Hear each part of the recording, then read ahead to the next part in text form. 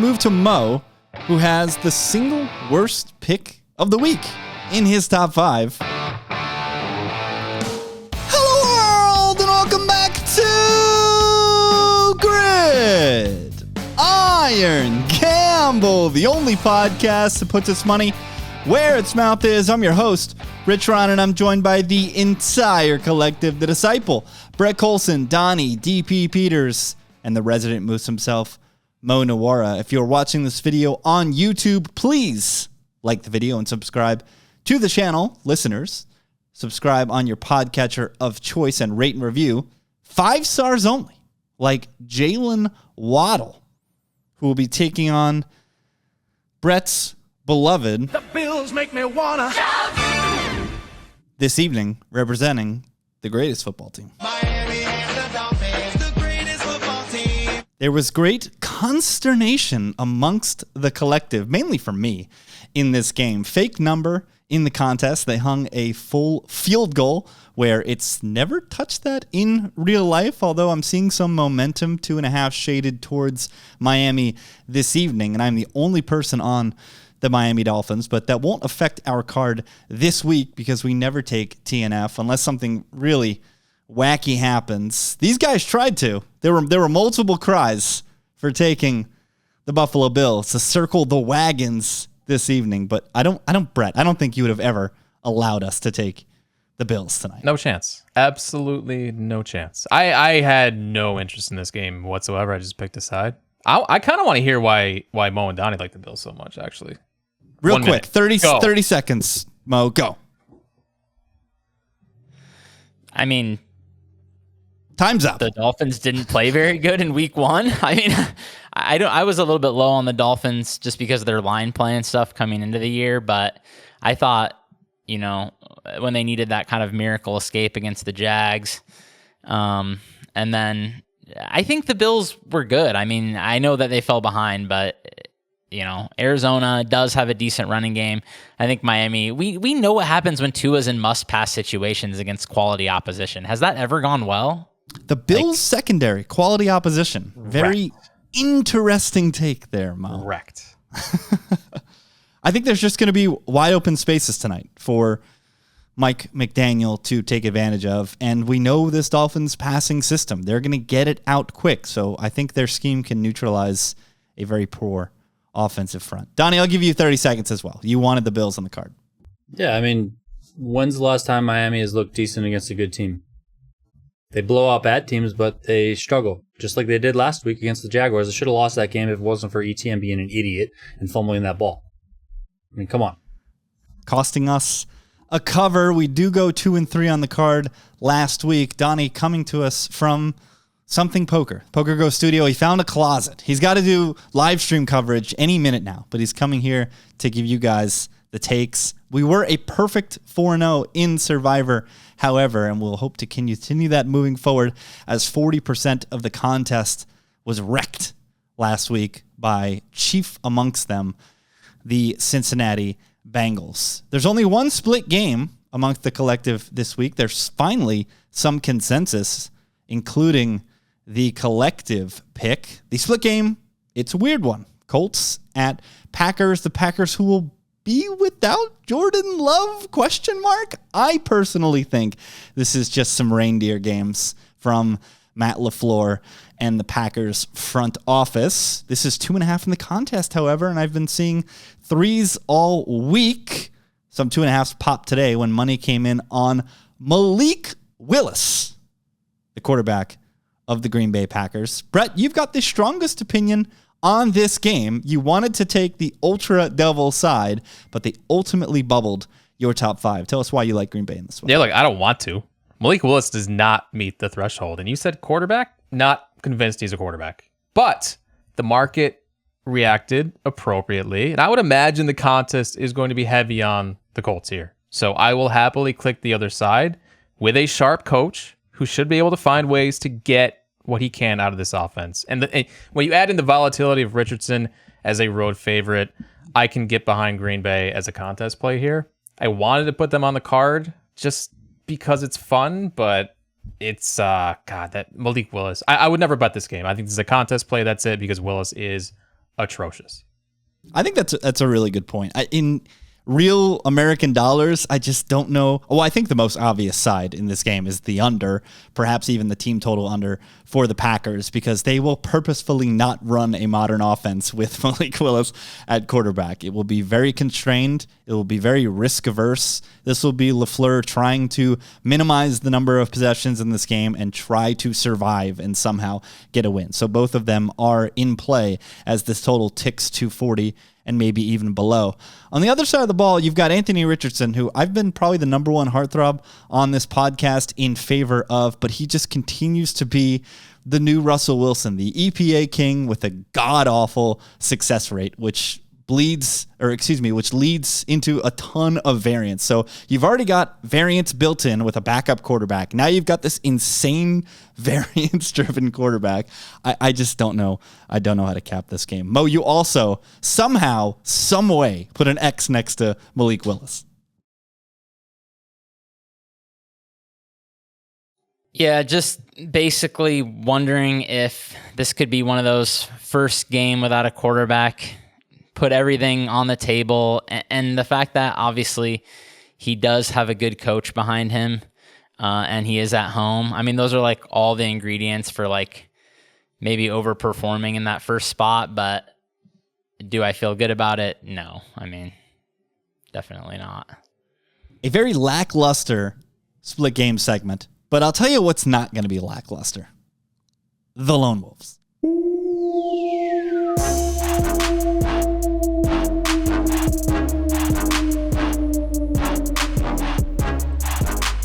Three of four members of the collective have a lone wolf in their top five, and we start with Brett, who has two. Brett went 2-2 last week. Nobody had a winning record with lone wolves. Brett is the only person to have a historic winning record in the lone wolf segment. I believe it was one game over 500. So we start in Brett's top five with the New Orleans Saints, who travel to the Dallas Cowboys. And Brett is laying the points, 6.5 in the contest with the Dallas Cowboys. Brett, after fading them last week with your beloved Cleveland Browns, you're on the boys. I am, but this is a sell high on New Orleans. And like, why is the stock high on this team? What was the talk all offseason about the Saints? That the offensive line is the biggest leak on this team. And last week, the Panthers did not have a pass rush to capitalize on that weakness. Obviously, a very different situation in this one. Dallas got more pressure than any other team last week, and Derek Carr, as we've talked about, is historically miserable when pressure is in his face. This is a beautiful spot for the Cowboys at home, facing a team that won by 40 last week, behind a near-perfect outing from Derek Carr. That's not going to happen here. I think the Cowboys at home roll here against a team that does not deserve to be at this number. I think this should be well north of 7. Well north. Not even at 7. Well north. 7.5 is well north of 7, honestly. It is. But like, this should not be 6.5. This is crazy. And I know this is probably going to be a chalk side, but I am looking at the 6.5 and it doesn't make any sense to me. To and through the key number, those raised eyebrows from Donnie and Mo are because both of them have New Orleans in their top 5. Donnie has them the highest, so you'll kick things off, Mr. Peters. How do I have them the highest if I have them 5? Maybe because I'm an idiot. Let me consult my sheet here. Oh, you both have them in the same spot. Sorry. There you go. Listen, I wasn't high on the Saints coming into this season. I mean, I guess they get a slight tick up in my mind, but it was the Panthers. I mean, come on. I mean, what the heck was that? I don't even know if I can really count that game. I'm mostly fading the Cowboys in a big way with this pick. I just think it's too many points when last week, did the Cowboys even look good or did the Browns just suck ass? I mean, come on. Deshaun Watson, is he even an NFL QB anymore? Can he even do anything? The Cowboys didn't really excite me. So if this is a game where I feel like it's going to be more of a defensive struggle than people might let on to be, I think people are like, oh, Cowboys, high-flying offense because it's Dallas. Oh, Saints, they put up a 40-burger in week 1. Let's go with the over on the total. I think it's probably going to be the other way. lower scoring game. So lower scoring game with a team that I think the Cowboys are getting more overrated coming out of week 1 than the Saints are. I'm going to fade those Cowboys. I'm going to take the 6.5 and let's go. Mo, pile on with New Orleans. I can't pile on. Donnie said everything I was going to say.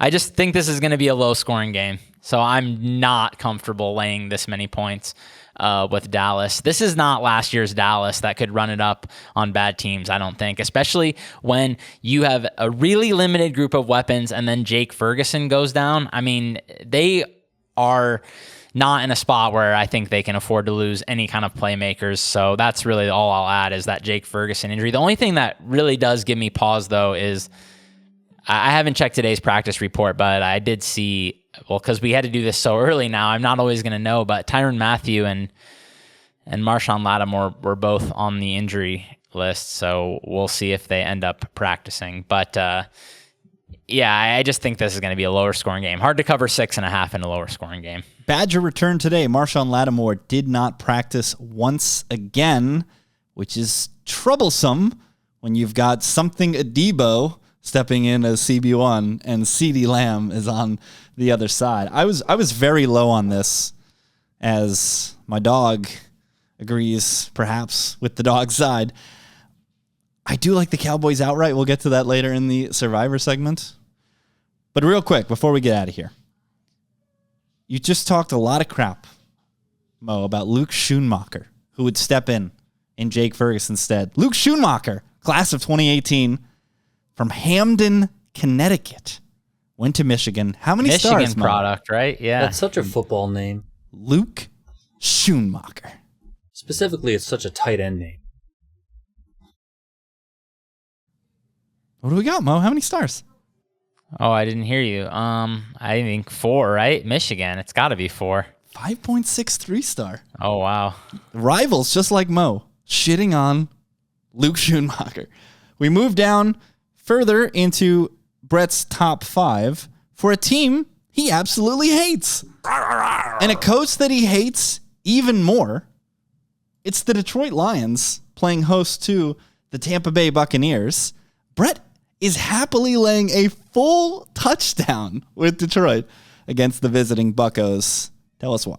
Yeah, it looked similar situation as the Saints. This is just a sell high on Tampa. This offense did whatever it wanted last week against the worst pass defense in the NFL. Evans, Godwin, these guys were just men among boys. Obviously a very different setup this week against Detroit. I don't trust Baker on the road in negative script against a strong pass rush. And that's where I see this potentially getting away from them, is him making mistakes in that negative script, throwing the football a lot. I think the Lions can just run away here. I don't know. If you guys weren't comfortable with Dallas laying big numbers, I think the Lions are a bit different. And I do see them putting up a lot of points this week. So Donnie has the Bucs in his top 5, but I have them soft bubbling. But Donnie just spoke, so I'll take the lead here.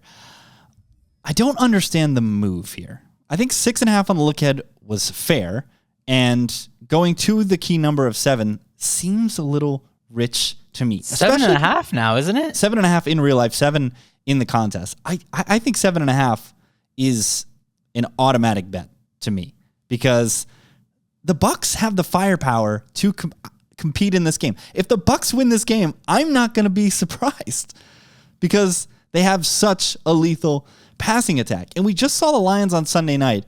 The Rams lost damn near every offensive lineman that they put out there, and yet the Lions still finished the game 17th in pressure rate, 26th in adjusted sack rate on the week.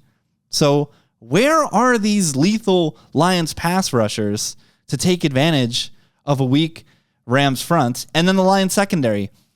I still need to see something, man. Like, the Rams lost their best receiver last week, and they had to just cover one dude. And Cooper Kupp just goes off because they don't put the necessary resources to stop him. I went for the reaction there, Brett. So 7 is just way too rich for me. It's obviously way too rich for Donnie because he has Tampa Bay in his top 5.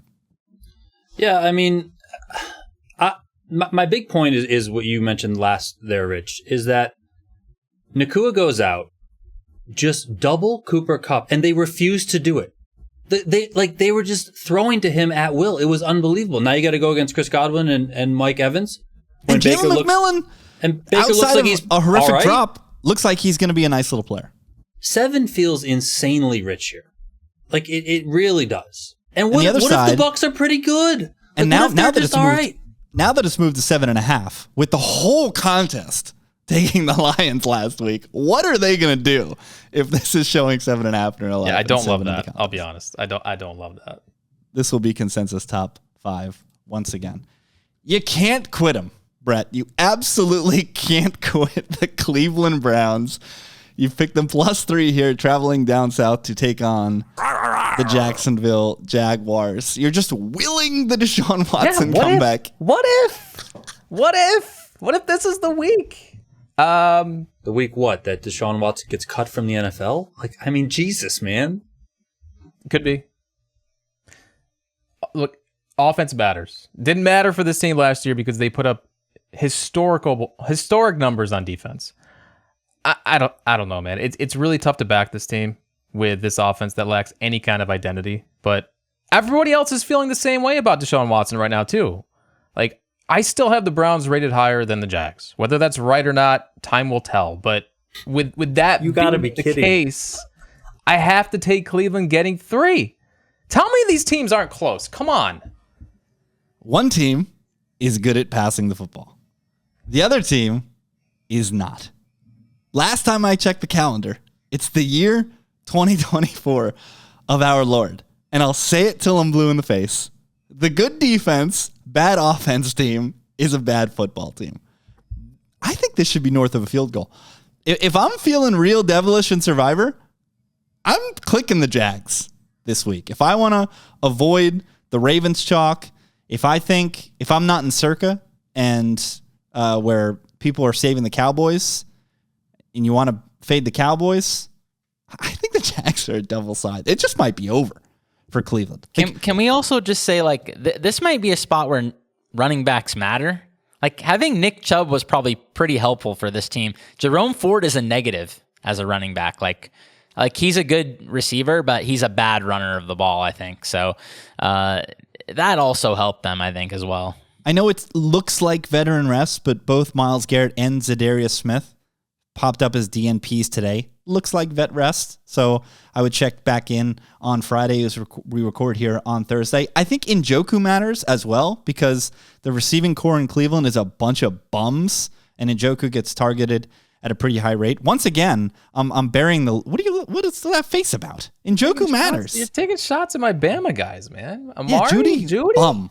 No, Amari's a good player. Judy's a bum. Elijah Moore is a bum. Well, Certified Elijah Moore is for sure a bum. bums. Once again, I'm burying the lead because Donnie has the other side, Jags, in his top 5. I mean, I don't know how you can support this Browns team, Brett. What? Like, you need to go to therapy, maybe? I don't really understand what's happening. They're horrific on offense. You cannot be this bad on offense with that quarterback in 2024 football. And what is this line if ETN, again, idiot, doesn't fumble and the Jaguars run away from the Dolphins at the end of that game? It's a completely different conversation that we're having.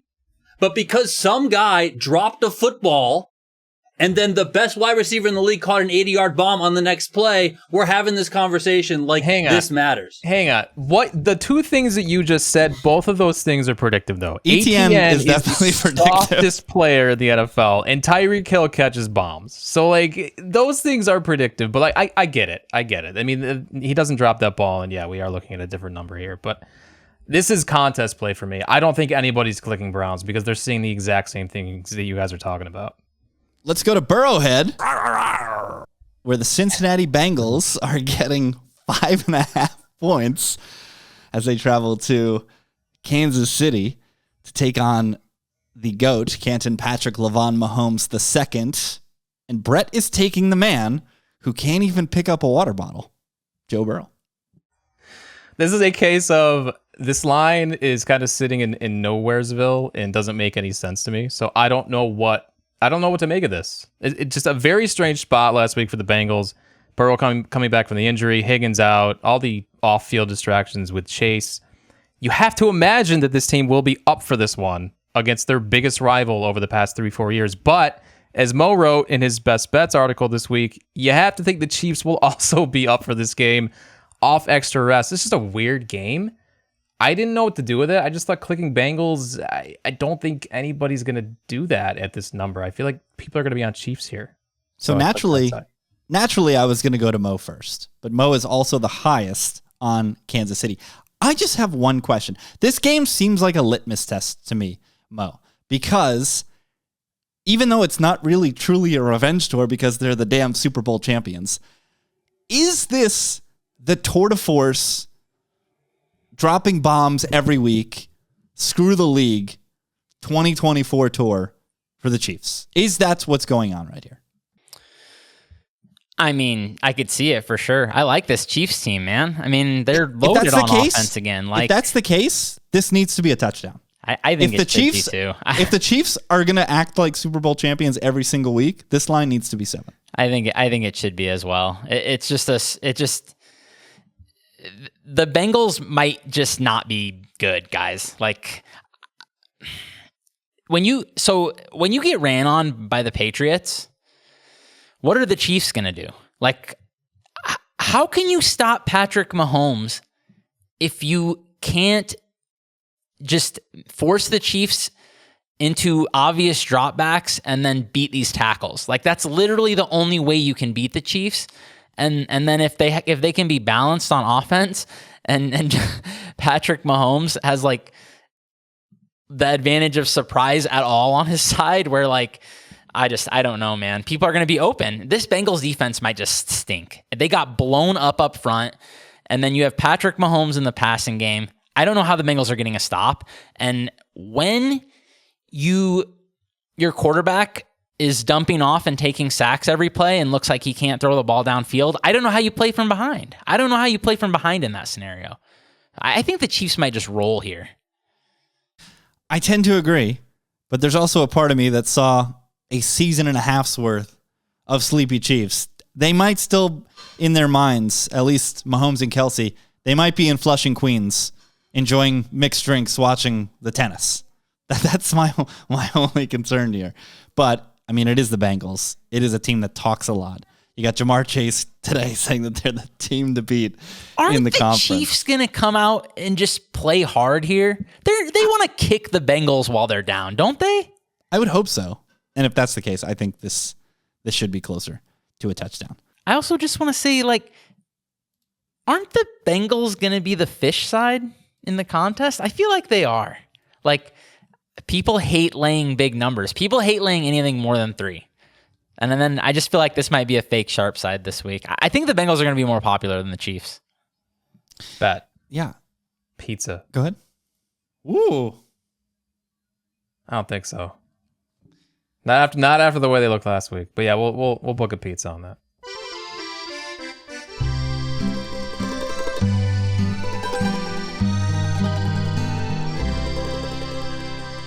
Okay, we move to Mo, who has the single worst pick of the week in his top 5, fading my beloved.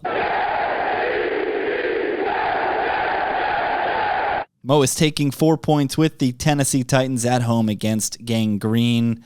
You made an awful pick on Monday Night Football as the Jets were obliterated, and now you're backing it up with an awful pick, fading the Jets in this game. Why can't the Titans defense just keep this close? I mean, this is like another game where I just don't see many points being scored. So, I mean, the Titans probably only need like 17 here to cover this game. Can they do that? I mean, the Jets defense didn't look that great, so it wouldn't surprise me if they could hit a long bomb here, put together a random drive there. It's still the NFL where defense isn't allowed. I know Will Levis stinks. I know the Jets have on paper a good defense, but they got their asses kicked by the 49ers. They get dopes in their coaching staff, man. So, I mean, I'm not laying 4 on the road with the Jets. You guys are kind of crazy, I think, for this, but I guess tell me why I'm an idiot. Okay, so the last time I checked, the Tennessee Titans don't have Kyle Shanahan, they don't have George Kittle, and they don't have Kyle Juszczyk.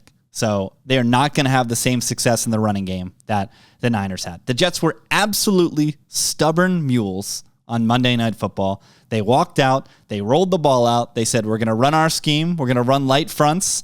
And what are you going to do? And Kyle Shanahan said, okay, we're going to have a fullback or a second tight end in on 80% of snaps, and we're going to run the ball straight down your throat. And it worked. And Saleh never adjusted, and he got absolutely punked by the guy that he used to work with. The Titans don't have those answers on offense. They cannot play bully ball like the Niners. They can't be as creative in the running game as the Niners. So I think you're right. This is going to be a low-scoring game, but I think it's going to be more so on the Titans side, as the Jets were sneaky, very efficient on offense, 4th in success rate through the air. And the offensive line was tremendous, 5th in adjusted sack rate. I think the Jets can get to the total themselves in this game. I think they are going to obliterate the Titans on Sunday and get to 1-1. We move just outside of Mo's top 5 and into the desert, where the Arizona Cardinals are slight favorites, 1 point to their division rivals, the Los Angeles Rams. And Mo, you were on Zona all by yourself. Pick up the shield. I'm very surprised that I'm a lone wolf on this one. Oh boy. I guess, I don't know. You guys just must really believe in Matt Stafford. I mean, I kind of do too, but against this Arizona defense, like, how does he not have success, right? But also, man, at some point, your supporting cast matters, right? I mean, what do they have left here on offense? I mean, isn't this just a practice squad O-line? I don't know what's left here. And then you have one target to throw to.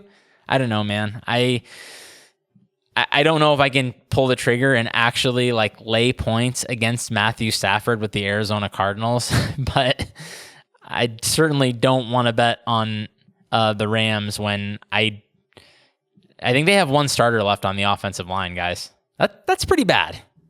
It's pretty bad, but while the bullets were flying on Sunday Night Football, they were still able to cobble it together and look fine against what's, I'm being told, a much better defense in the Detroit Lions on every single level of the field. So why did this move 3.5 points? This is inexplicable to me, where the Rams offense is still going to eat, I think. They're just going to target Kupp 20 times.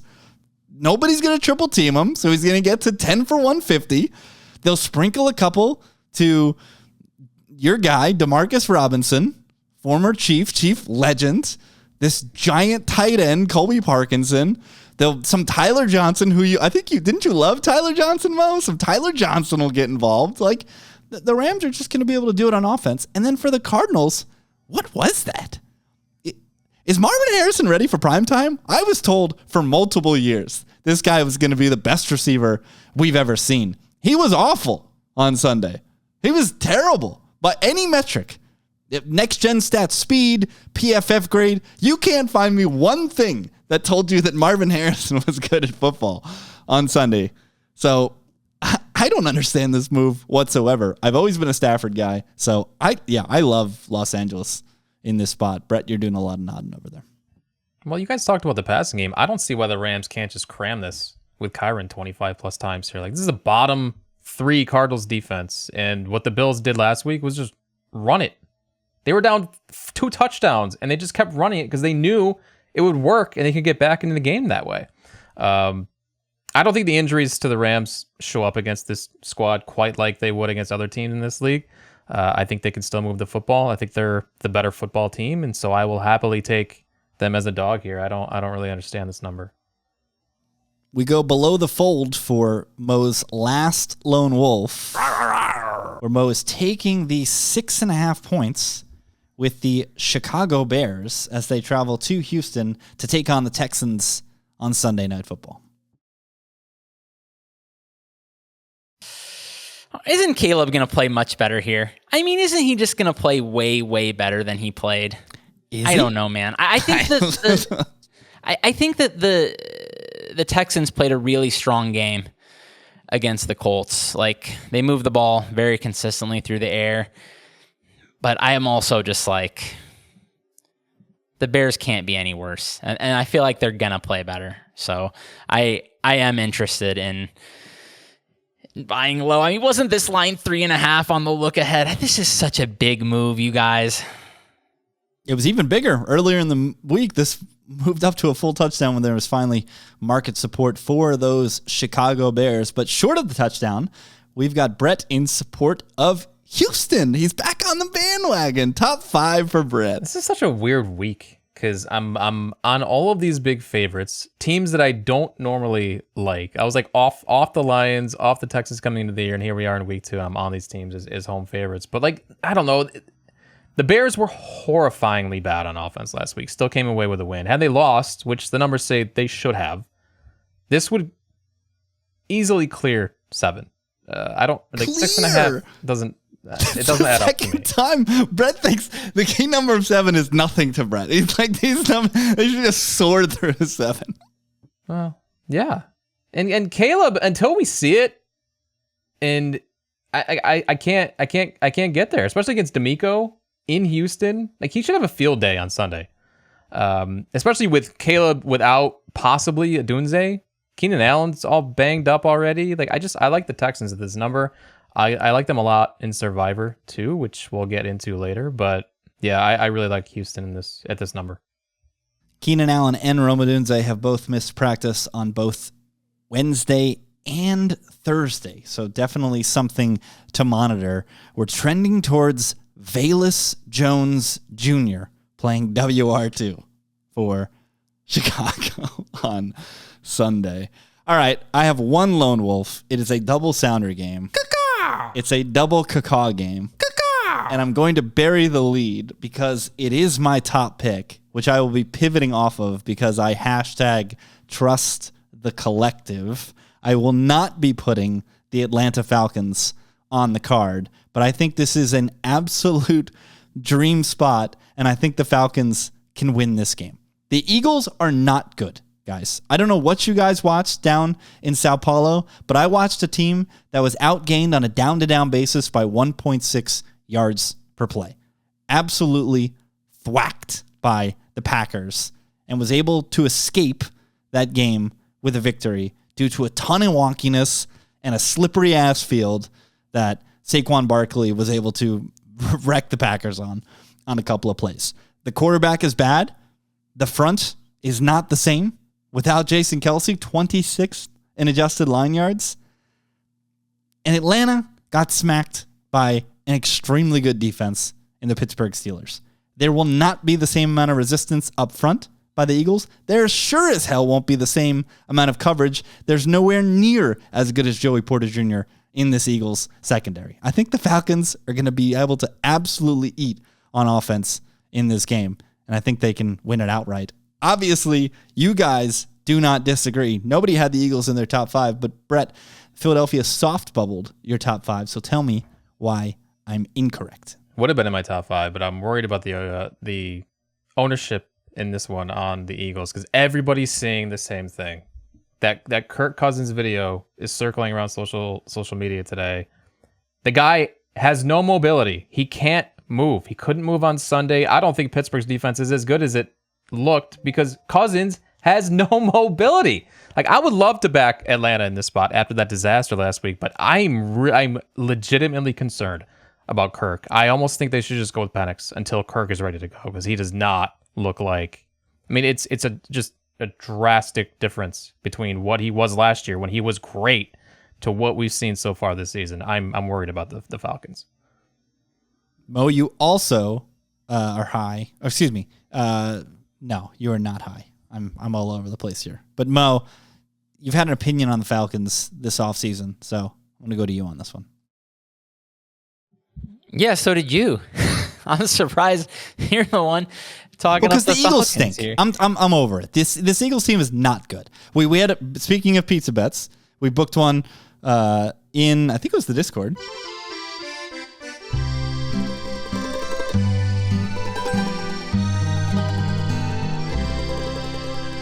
Must win the division. You've got the Eagles. I got the Cowboys. I think the Eagles just flat out stink, man. They can't stink. You can't sit here and tell me that the offense is all that matters, defense is irrelevant, and then and then tell me the Eagles stink. They have a good offense. I thought offense was all that mattered. They have good offensive weapons. They got a bad conductor. Yeah, he's mediocre, but it's still enough. Like, this is still a well above average offense. Top 10 very easily. I mean, 10 is like conservative for this offense. So, I don't know, man. I'm worried about Kirk, like Brett said. So, what if they fall behind, man? This team cannot play from behind either. I mean, you have a quarterback who can't move, and he can't even do play action. Like, Kirk was a play action. He was feasting off play action in Minnesota. They can't do play action anymore. This is like if Curry wasn't allowed to shoot threes. I mean, you're just taking away the most important weapon that he had. I don't know like what Kirk Cousins is at this point. Maybe he's like 2 weeks away from being good. Maybe he was 1 week away from being good. I don't know, but until I see him push off of his foot and throw the ball downfield, I'm concerned. Well, I'll respect you guys, and I'll pivot to my number 2 pick, which will be revealed later. We'll go to Donnie, who doesn't have any Lone Wolves in his top 5. We have to go to the middle of his card to find the Pittsburgh Steelers, who are traveling 2 Mile High. Justin Fields trending to be the starting quarterback once again for Mike Tomlin and them boys. They're 2.5-point favorites against the Broncos. Go DP. I had a really good feeling I would be a lone wolf here. I can't not back this Steelers defense going against Bo Nix. And I know it's a crazy fishy side, them laying 2.5 on the road. You don't want to necessarily do that with this offense. Yeah, I'm just low on Nix. I'm low on the Broncos. I'm really high on the Steelers defense. I was high on them last week. They showed out. Yeah, Kirk Cousins did not look good at all. That Falcons team did not look good. But I think a lot of that, was the Steelers defense. Yes. And I can only imagine what sort of issues they're going to give a rookie QB now. And I expect this team to do very well. I mean, I can't put it anywhere high because, again, I think, one, it's probably going to be popular in the contest because I'm an idiot and I'm the square here, and I think people are just going to click this side because of the matchup defense versus Bo Nix. But yeah, I think this is the right side. Okay, so I absolutely love Denver in this spot. The big thing is that Mike McDonald is scheme agnostic. He will change his coverages, change his looks. The defense will be variable. The Pittsburgh Steelers are not. They're going to line up. They're just like the Jets. They're going to line up how they line up. They're going to say, our Willies are better than your Joes. And a lot of times, that's going to work because the Steelers have a bunch of demons at every level of the defense. Sean Payton, as much as I dump on him, this is a dream matchup for him where he can be multiple, he can move his guys around, he can use motion, and he can make easy throws for Bo Nix because he knows exactly. Can't play? Bo Nix can make layups. Bo Nix can make layups. Okay. Okay. It got out of hand last week when they were down multiple scores, and he was trying to make layered throws against Mike McDonald, who was absolutely cooking for the Seahawks last week. The Steelers are just going to do Steelers things, and I think Sean Payton can scheme enough to make this game competitive, and competitive is going to be all we need when the total is 36.5, and we've got a home dog playing at altitude. It's still Justin Fields on the other side of the ball, who might run around like a madman, but I don't think is going to be very efficient in throwing the ball. And on top of all of this, Mo, I told you, George Pickens on pace for something like 1,400 yards. He's going to get his, but not against this team because they've got Pat Surtain on the outside who can completely blank him in this matchup. What does the Steelers offense do then if there's no Pickens to throw to and they've got a bunch of bums at receiver? I guess it's going to be something the tight end. Who needs offense when you're going to score 21 on defense? Well, you got 21 on defense. What? Isn't the key here for the contest that nobody's going to play Denver at 2.5 and everyone would have played them at 3?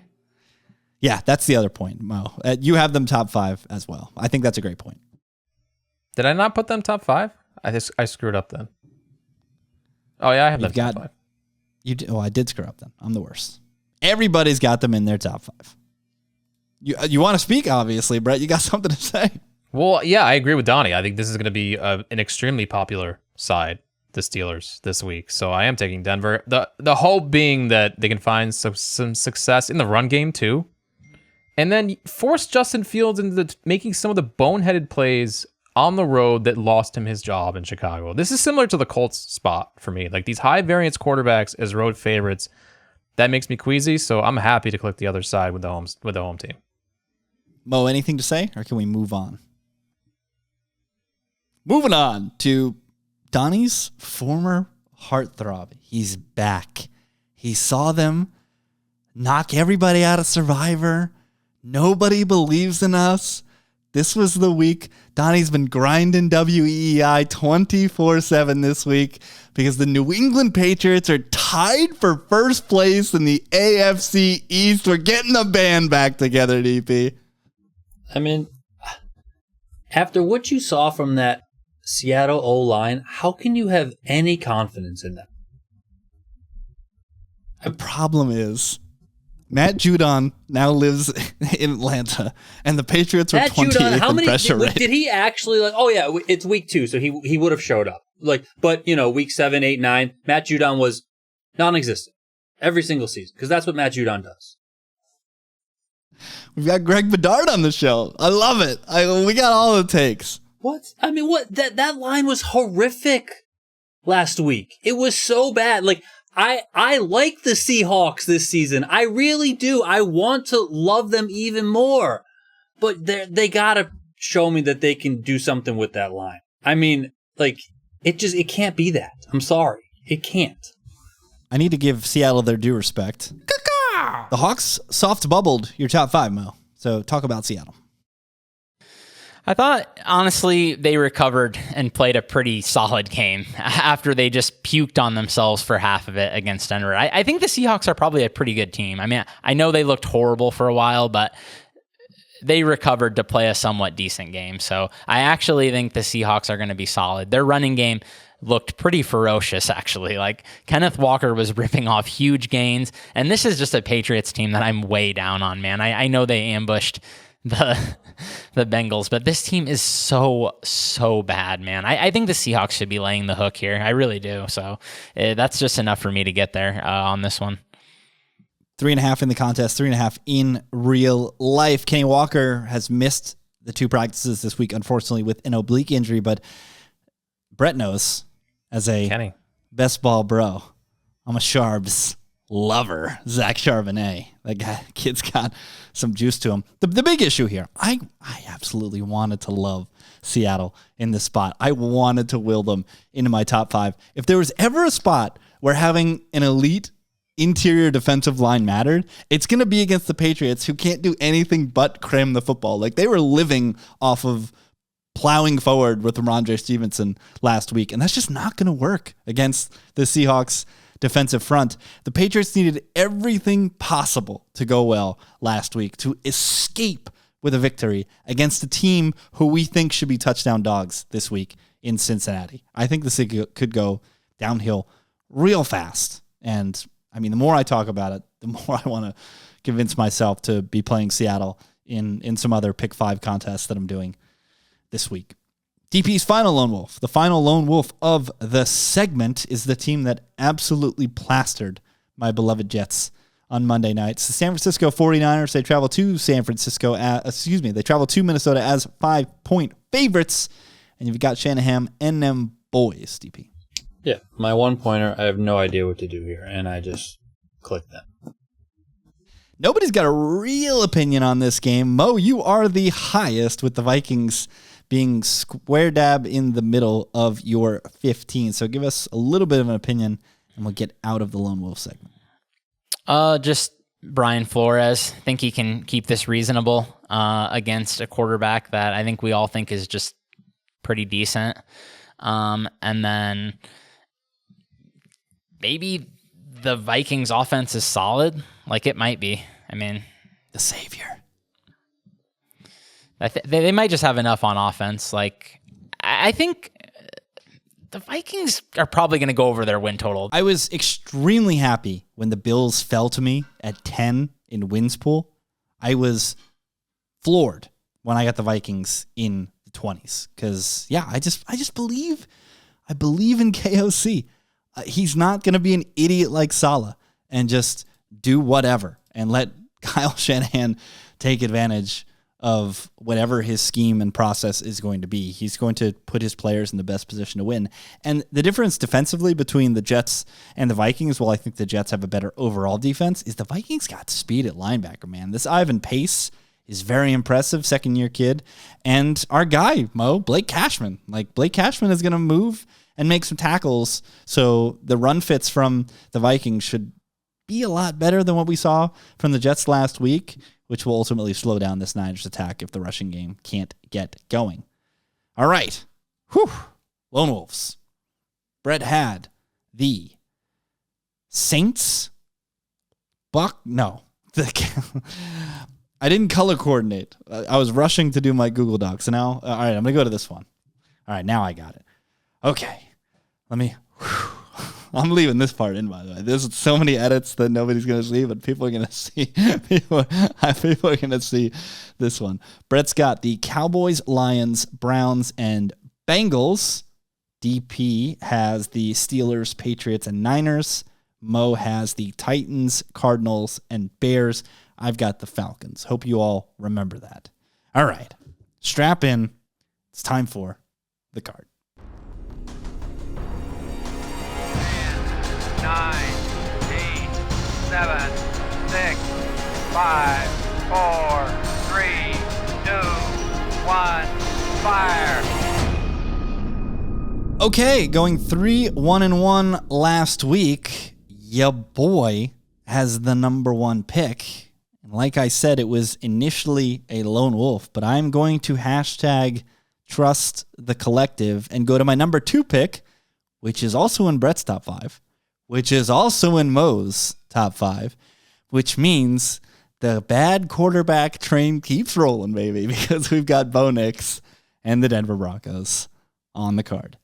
Yuck. Disgusting. Donnie, you're up next, 3-2 last week, and you pipped Mo last season. Tell us who was on the card because your number 1 pick was sniped by the collective. Jaguars, baby. Rar, rar.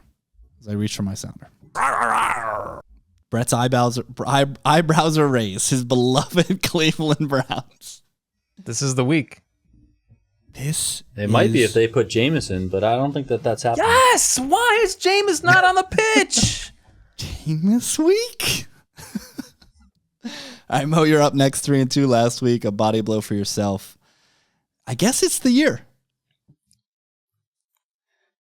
Doesn't this kind of remind you guys of 2020's team, maybe? The Chiefs might just win all their games and... I was going to say, it kind of reminds me of 2007. Smack this weak-ass Bengals team that I just think is maybe a mess. The Brett is pissed. All his lone wolves are going No, on the I'm card. not pissed. Like, if you guys really think this is what's happening, then these lines on the Chiefs are all wrong every week. Because, like, they're miles better than everybody else. Like, I would love to back the Chiefs here. I just don't know that this is what they're actually trying to do because they never show up early in the season. They showed up last week. Xavier Worthy just appeared in pro football and was just amazing. Yeah, and the second coming of Tyreek Hill. I mean, come on.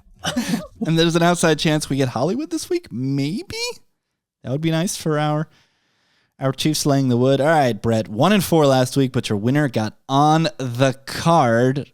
Are you going to do the same thing that I did? Because your top pick also sniped by the collective, leaving your second pick to be a lone wolf. What are you doing? I'm going to make one of you guys do it if you want to do it. I'm putting Dallas on the card. How about them Cowboys? And the fun might not stop there. All right. You guys want to know what is fun? I'll let you sit if you want to veto. The collective pick.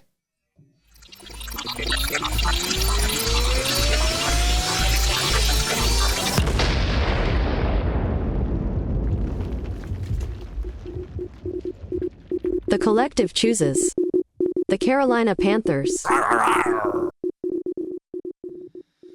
Boy, oh boy. I went into this week saying, God, I love the Panthers way too much. I'm not going to be the one that does it. I'm not even going to put the Panthers in my top 5 because I don't want to be the one that does it. I have them in the middle of my card.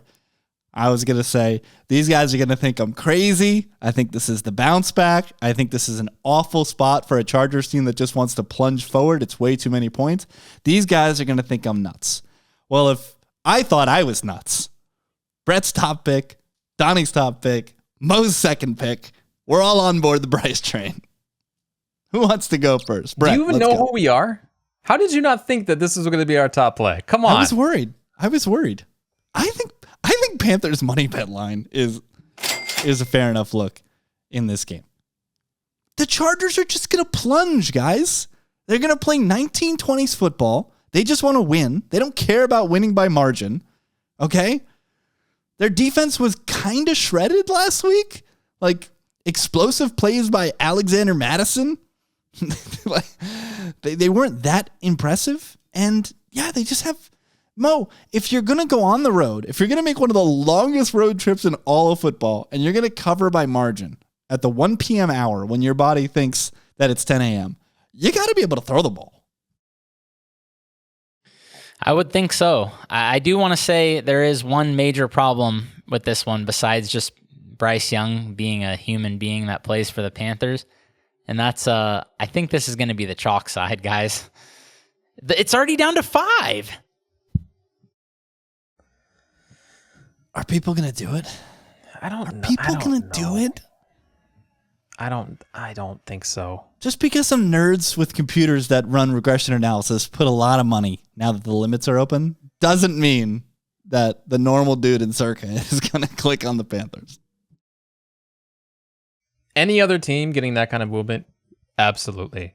I don't know that that's going to happen with Carolina.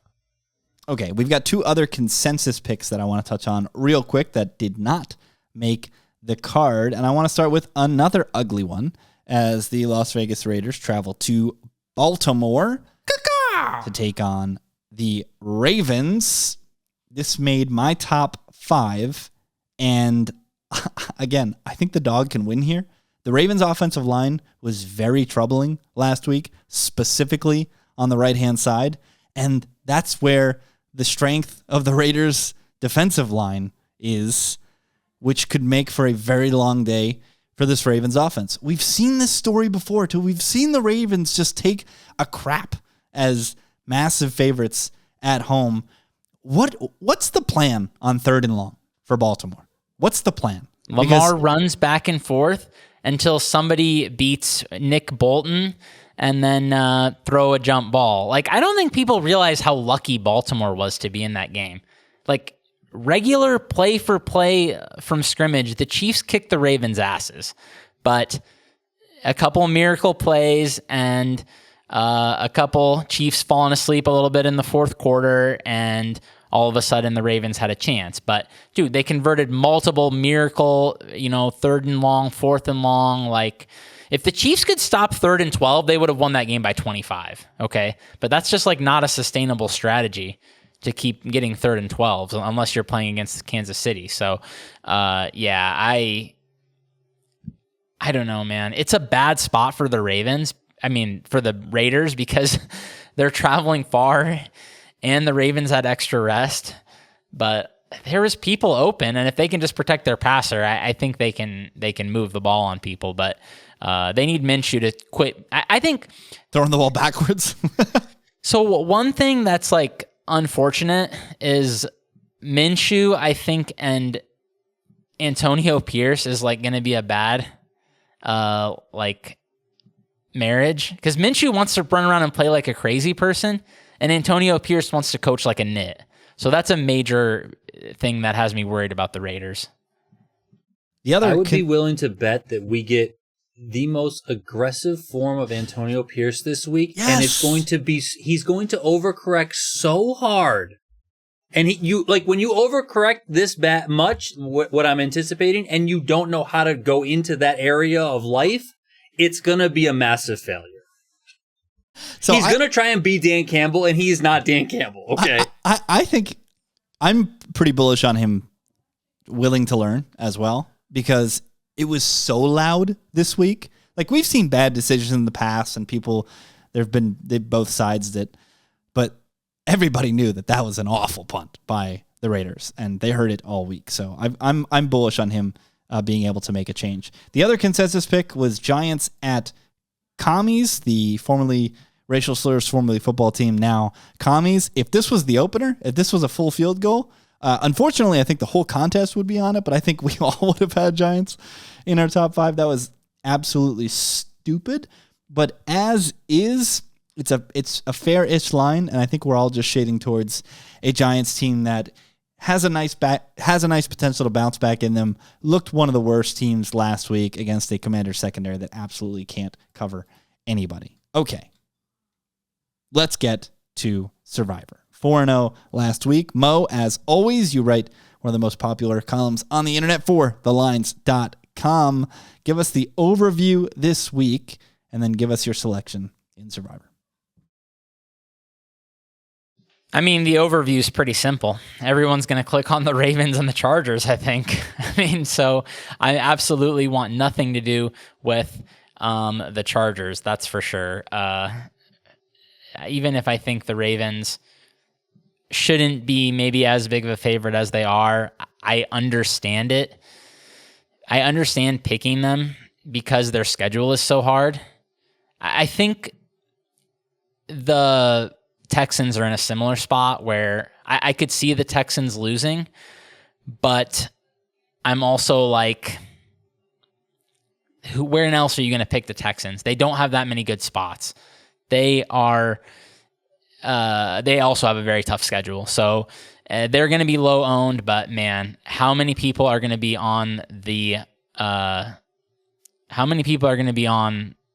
Chargers, I think is going to be.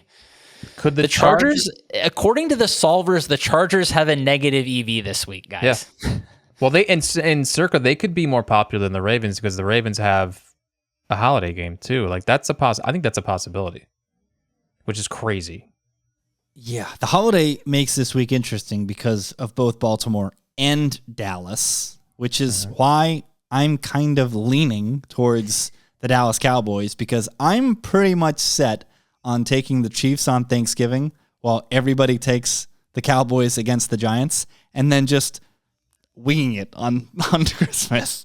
Ultimately, if we get there, we're just going to try to make the highest equity play possible and just go from there. My other pivot is Donnie's Jags is my second. But, I mean, if Brett thinks that Dallas is going to cover 6.5, and if the entire contest is going to fade this team because of their equity on Thanksgiving, then I'm going to take the Dallas Cowboys. Dallas is also my play because, like you guys know, I don't give a shit about saving good teams for Thanksgiving and Christmas. I am going to save KC. I think you kind of have to with them playing both slates. But if you can get Dallas as a touchdown favorite, and I think it should be north of 7, like what's the ownership going to be on Dallas this week? Probably Low. south of 5, right? I would Meanwhile, say, Baltimore yeah. tracking at like 25-30%. Chargers at 30%. Chargers is going to be possibly? astronomical. Like, I'm going to make the same. I clipped it last week. I put it on social. If there's one thing you guys do this week, don't pick the Los Angeles Chargers. I know you guys are going to be out there. When can we pick them again? But if you're in Circa, you need to pick 20 teams, not 32. If you're in a traditional Survivor pool, you need to pick 18, not 32. You might not have to take the Chargers this year, guys. Don't force it when they're going to be super popular all the way across the country when they cannot throw the ball. Don't put a square peg in the round hole. I'm begging you guys. Donnie, where are you going? So when I originally mapped out my path that started with the Bills, I did have the Chargers as my second week. But I do recognize the ownership, yes, and I also like the Panthers this week. I don't think I'm going to go so far to say that the Panthers are going to win the game. I just think the Chargers are going to do whatever they can in 17-16 type of crap. So the Ravens is interesting to me because, I mean, I like it as a bounce back spot. I think the 8 is too much for a spread, but I like the bounce back spot for them to be able to get this done. I'm curious on the popularity here, because there's like a couple things that are kind of pulling me different directions. Like, do we think it's going to be popular? Like, yeah, it could be popular. They're playing the Raiders, and the Raiders stink. And they got a really good bounce back spot. So there's that side of things. But they do play on Christmas Day. So do people want to save them? Now, the Christmas Day game is away at the Texans. Now, if everything goes according to plan, the Texans will probably be pretty decent by then, as long as Stroud stays healthy, et cetera, et cetera. So are you really going to take the Ravens there?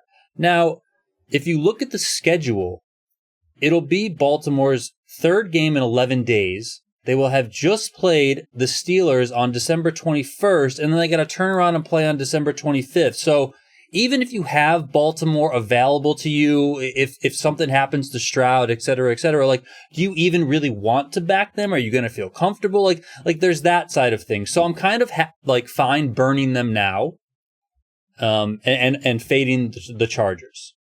Because I think, if you just kind of look at, at least projected coming into this week, I thought the Chargers were going to be a little bit less popular than I think they're going to be now. So yeah, I think less people will probably be off Detroit as well. I don't want to take Philly. I was going to say, Philly's the other team that is, if we're really thinking that people are going to save the Ravens, then I think the Eagles are going to be the second most popular team, right? No. Really? No. I think Houston will. Well, no. I mean, it's clearly going to be Ravens Chargers at the top. Houston is going to be favored on Thanksgiving or Christmas. What are people going to do with the Colts? We talking about this week? I mean, it's Malik Willis. Malik Willis. Well, no, I'm asking. Yeah, I know that. Willis. I'm just making sure that we're talking about this week. Yeah, I mean, listen, for as much as Malik Willis is horrible, the variance with Anthony Richardson scares the living crap out of him. Okay, outside of Malik Willis, the Packers are still a solid team with a solid head coach, and they're at home. Like, if Anthony Richardson, if a couple bombs don't work out in his favor, it could just all fall apart for him on the road. So I'm worried about that pick. But I'm asking, what is the contest going to do? Are they just going to be like, oh, it's the Colts. They played pretty good in week one. Anthony Richardson looked crazy, throwing these bombs all over the field. Awesome. Let's go. It's Malik Willis. We'll just pick against them. And if that moves up in popularity, then again, I would shift over to the Ravens. The Colts are never projected to be field goal favorites at home. Next week, they're projected to be 2.5-point favorites at home to the Bears. So, might be now or never for Indy. I don't think anybody's taking Indy. I think people will. I don't think it's going to be a ton, but similar to Dallas, I would guess. Well, okay, yeah, 2-3%. I can see that. I think 2% Dallas is nuts. This should be double digits. Be amazing if it would be. This should be double digits. But yeah, people are just going to save. People are just going to save them for Thanksgiving. Mm-hmm. So okay, I'm Dallas. Brett's Dallas. Right now, DP is Ravens. Mo, did you land somewhere? I feel like you were wishy-washy. I'm Dallas. I think that's where I'm sitting right now. I mean, I'm going to take another look because I haven't looked again this week, but right now I like Dallas, and I say that as somebody who is leaning toward the Saints against the spread, which is kind of weird for me. I usually don't do that in Survivor, but it's an ownership play, man. I mean, you just don't get touchdown favorites that are 4% owned. Every projection site has them 4% owned, so that's just not really a thing that happens very often. So I like Dallas because of the same reason you talked about, Rich. I just see a bottleneck on Thanksgiving. I don't want to be in the bottleneck, so I want to use Dallas when nobody's going to use them. And if the Saints are good, right? If maybe this should be closer to a field goal, this is an opportunity to pick against them in a spot where there's not going to be a lot of chances to pick against the Saints this year. So, all right, well, we've got Lone Wolf Cowboys on the card, and right now 3 Survivor picks. What just happened? Well, that's a big middle. 6.5 is a big middle. All right. That's week 2. Hope you got the over in the game tonight because it's going to be 7-7 real early it looks like. Follow these guys on Twitter at Brett Colson, COLLSON, at Donnie_Peters, and at Mo Nuwara, NUWWARAH. I'm at Rich C. Ryan. Need 5-0. Come on. Bounce back week. See you next week. Peace. Out.